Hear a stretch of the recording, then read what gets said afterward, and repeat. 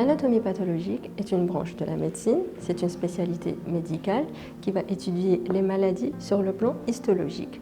Donc c'est à partir de prélèvements qui peuvent être cytologiques ou biopsiques ou pièces opératoires que l'on va analyser et on va poser un diagnostic. On va analyser les modifications qu'on est en train de voir sur le plan histologique et pouvoir poser un diagnostic, donner le stade d'une maladie et même guider le traitement du patient.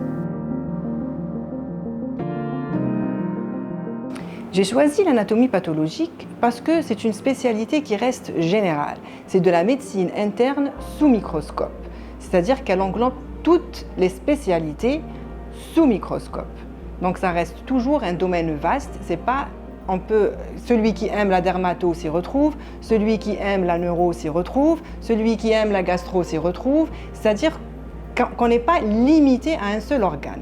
Donc on va examiner et on va prendre en charge l'ensemble des tumeurs issues de l'ensemble des organes. Alors elle est importante. Premièrement, le patient ne peut pas recevoir un traitement s'il n'a pas son diagnostic.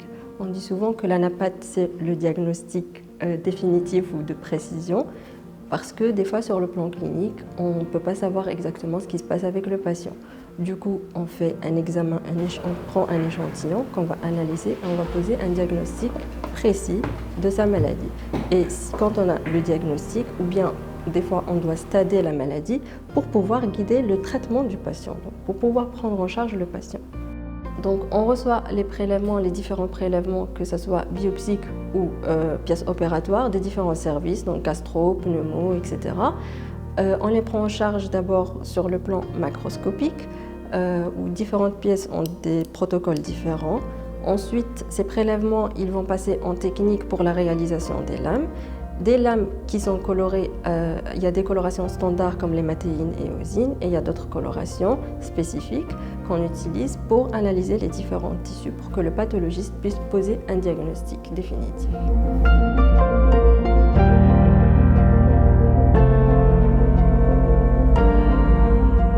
Mon travail consiste à prendre en charge les différents prélèvements qui nous sont adressés. On commence tout d'abord par un temps macroscopique, c'est-à-dire qu'on examine les pièces à l'œil nu.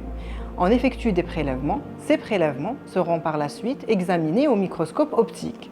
Au cours de cet examen, on va poser le diagnostic des maladies. On va également donner les facteurs pronostiques, mais également des facteurs nécessaires à la prise en charge thérapeutique.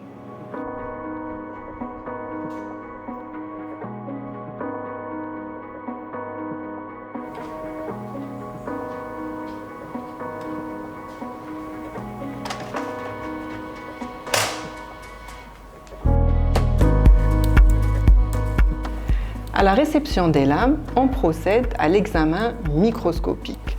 Dans ce cas-là, il s'agit d'une tumeur pulmonaire. L'examen microscopique débute toujours par une coloration standard. Dans ce cas-là, il s'agit de la coloration à l'hématéine et éosine.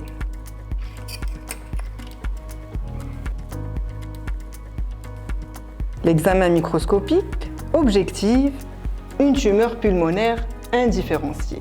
Dans ce cas-là, on doit avoir recours à des examens complémentaires, notamment l'immunohistochimie. L'immunohistochimie a deux buts. Dans un premier temps, elle a un but diagnostique pour le typage précis des tumeurs indifférenciées, mais elle peut avoir également un intérêt thérapeutique pour rechercher les différentes mutations génétiques pouvant faire l'objet de thérapies ciblées. On peut également compléter nos examens par des examens de biologie moléculaire qui ont également dans le but de rechercher des mutations génétiques pour les thérapies ciblées.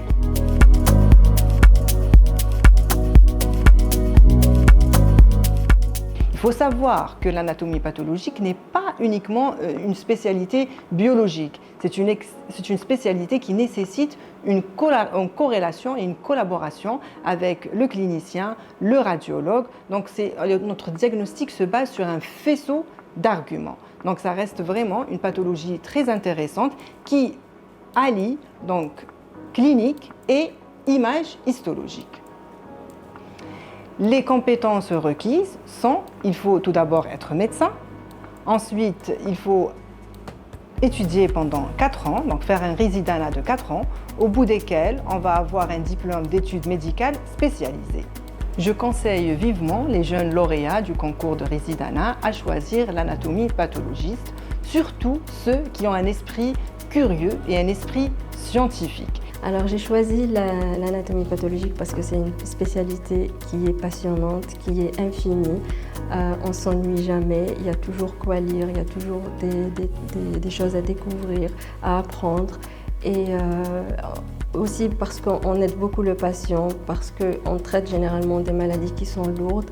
Et plus on est investi dans notre travail, plus on aide le patient. Donc voilà. En un mot, l'anatomie pathologique et la médecine.